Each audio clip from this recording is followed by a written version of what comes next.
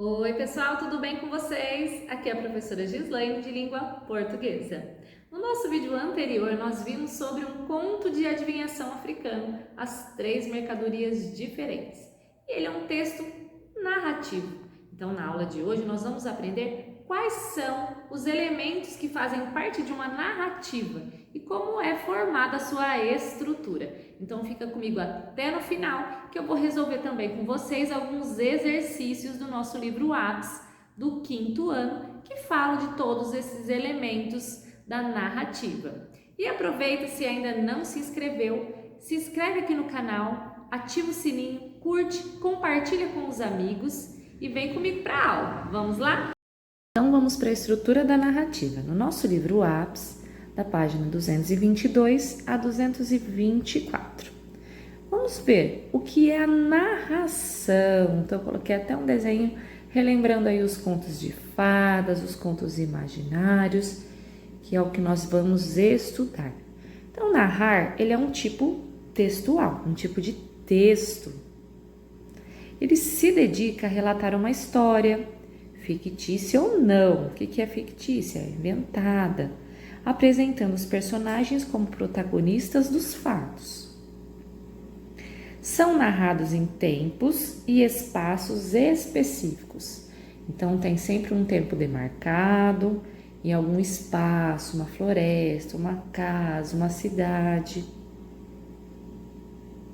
Essa tipologia se aplica a diferentes gêneros e prioriza um ou outro elemento a depender da função do gênero.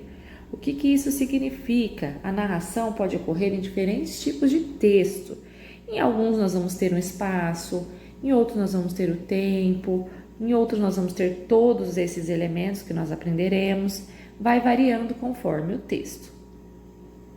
Sua estrutura comumente se divide em introdução, mudanças, clímax e desfecho, certo? Nós vamos ver um pouquinho sobre o que é cada um deles. Então, a estrutura do nosso texto narrativo, ela é composta por os seguintes tópicos. A situação inicial. Então, ela apresenta as circunstâncias iniciais ou o passado que contextualiza a história e vai marcando o ponto inicial dos acontecimentos. Depois nós temos uma mudança, que é uma interferência.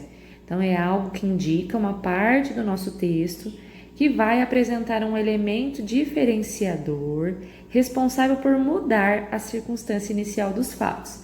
Então, vai ocorrer algo que vai mudar os fatos da história. E aí a gente vem para o clímax, que é o ápice da história, parte mais emocionante, que apresenta um acontecimento máximo, um fato bem relevante, que vai nos chamar a atenção. E terminamos com um desfecho, resultado, que é a parte final da narrativa, a conclusão da história. O desfecho ele pode apresentar um final fechado, que todas as perguntas serão respondidas, ou um final aberto, que não se sabe o futuro dos personagens, ou algumas perguntas relevantes ficarão sem respostas. E ainda pode ser um final previsível, que nós já esperamos e corresponde às expectativas da história, ou imprevisível, quando nós quebramos a expectativa induzida pela história. Então, podemos usar a criatividade e criar diferentes resultados e desfechos. Os nossos elementos da narrativa, que compõem sempre nessa escrita narrativa, principal são os personagens, que eles são essenciais para esse gênero narrativo. Sem os personagens, nós não temos uma narração. Então, eles são protagonistas de todos os fatos que ocorrerão na nossa narrativa.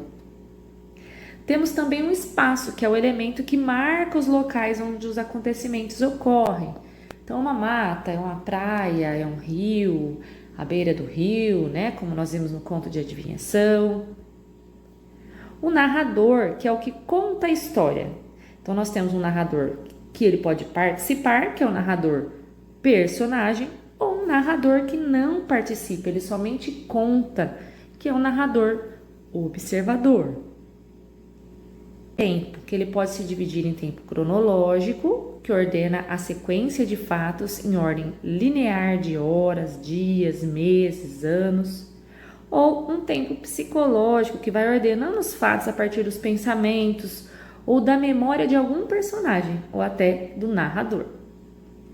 E, por último, a nossa ação, que é toda a narrativa se baseia numa sequência de acontecimentos relacionados entre si.